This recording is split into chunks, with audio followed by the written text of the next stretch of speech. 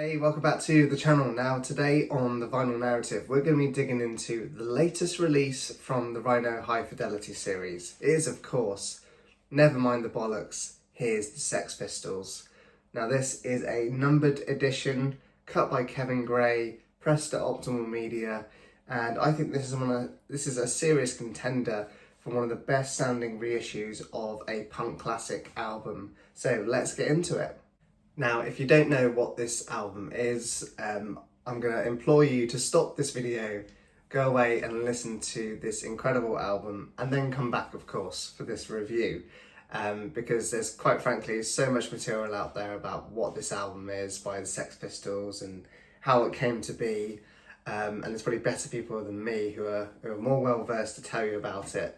But anyway, today we're going to be talking about a review of this edition from Rhino and their High Fidelity series.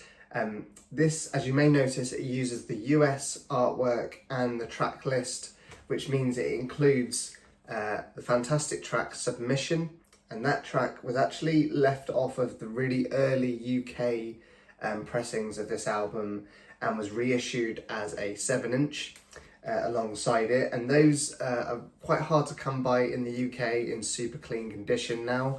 So it's really nice that this reissue is out there for everyone. The source for this is it's cut from the original flat master tape, the US flat master tape, which is essentially a copy of the UK analog tape. So, you know, we're just getting one generation removed from the original master tape there, but it's still incredibly close to what the band and everyone involved in this release would have intended. And like all the Rhino High Fidelity releases so far, it's mastered by Kevin Gray at Coherent Audio and pressed at Optimal Media. In terms of the packaging, let me just show you the gatefold, which is really nice. I think this is one of the first times this is on being released on a gatefold. So you've got this really striking artwork on the interior, and then on the back you've got, you know, really striking green with the track list. I think it just looks super nice. Yeah, I love the look of this. And then of course it's in the Stoughton heavy tip-on jacket, as all the Rhino High Fidelity releases are. It also comes with a few extras. So you've got the Rhino High Fidelity Obi strip, or Obi style strip, because I don't think it's technically an Obi strip, but I'll just show you that for you now. There you go. Hopefully that'll focus for you. It's just a little bit of information about the release. And there's the Rhino kind of foiled logo. And then on the back, I really like that they've chosen green because it matches the back cover of the album. And this is, as I said, this is a numbered edition. My number is 3428 out of 5,000. But I'm sure this will sell incredibly well, and there will be more unnumbered versions released of this album. You also get some liner notes. Now, I love these. I usually really like digging into these. It's just a nice extra that Rhino give you. So you get a scan of the original master tape that Kevin has used. And as you can see, this is the Warner Brother Records master tape. So it's from the US. And the lacquers were originally cut from this at Amigo. This is what Kevin would have used for the remaster. And then, you know, on the inside you've got some fantastic pictures of the band, and you'll notice there's only 3 members of the band represented there, because I think a lot of people know this, but Sid Vicious wasn't really necessarily a recording member of the band. He was pretty much in the band just for his image and the way he kind of fit in. All of the bass was actually recorded by Steve Jones, the guitarist. And there is also some bass from their original bass guitarist, Glenn Matlock, who was actually sacked from the band just a few days prior to recording this. So yeah, dig into that history as you will. But I really like the kind of liner notes there from Chris Thomas, where he was obviously the producer of the album, and he talks about the recording process and how he kind of tried to capture the chaos and the urgency of the band at essentially what was their peak. And then onto the vinyl itself, really nice 180 gram vinyl, Press the optimal media, as I said at the start. I've re-sleeved it because I just don't really get on with the Rhino High Fidelity sleeves. But there's the label for you. Hopefully you can see that. There we go. So it's not recreated. They've not recreated the original labels, which is something that Rhino High Fidelity doesn't do. They do their own custom labeling. It still looks nice, but I would, I prefer for it to have the original label. But that's just me. It's not going to necessarily detract from this release at all. But yeah, nice thick. No issues with the vinyl. It's flat. It's quite quiet in between the tracks as well. It's not the quietest optimal pressing, at least on my version of it, but it still sounds good enough to be what I would consider an audiophile level release in terms of the pressing. Now, I first discovered the Sex Pistols as a teenager, and it was actually through another band, through Joy Division, because I was really getting into Joy Division at the time in my very early teens.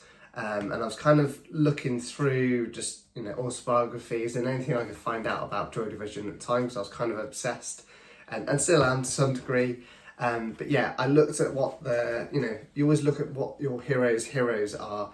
And there were so many articles that mentioned that really famous Lesser Free Trade Hall gig in Manchester, where they're the founders of what would become Factory Records and Joy Division were at that gig where the Sex Pistols and I believe the Buzzcocks played, and that obviously led me to look up, who were the Sex Pistols. I'd heard the name, I'd seen the logo on people's t-shirts and stuff, but as soon as I put this on, I kind of fell in love with it, and it's probably the perfect age for me to discover this as like an angsty teenager. And it's been an essential album that I've just loved ever since. Obviously, I grew up in the UK and still here.